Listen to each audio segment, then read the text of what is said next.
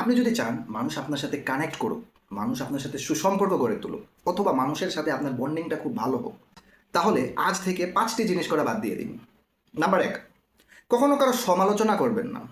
কখনোই কারো সমালোচনা করবেন না। সে এটা করে ফেলছে, তার এটা করা উচিত হয়নি, কখনোই কারো সমালোচনা করবেন না।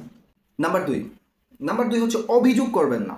আপনি কখনোই কোনো অভিযোগ করবেন না। সে এটা করছে দেখে আমি এটা করতে পারলাম না, আমার ফ্যামিলির সমস্যা, আমার ফিনান্সিয়াল সমস্যা, এরকম হাজারো এক্সকিউজ। কখনো অভিযোগ করবেন না যে আমার লাইফ এরকম কেন, এরকম অভিযোগ করবেন না কখনো। নাম্বার 3, কখনো কান্না করবেন না।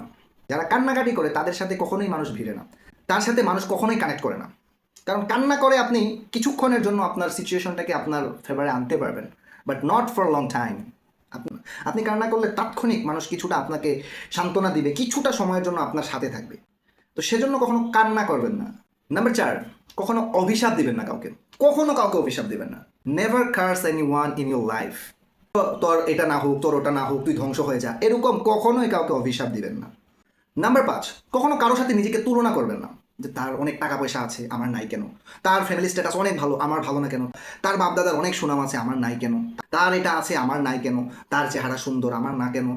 এরকম কখনোই তুলনা করবেন না। তো জীবনে যদি মানুষের সাথে কানেক্ট হতে চান, অথবা আপনার সাথে মানুষকে কানেক্ট করতে চান, আপনার সাথে মানুষের বন্ডিংটা ভালো করতে চান, তাহলে আজ থেকে এই 5টি জিনিস করে বাদ দিয়ে দিন।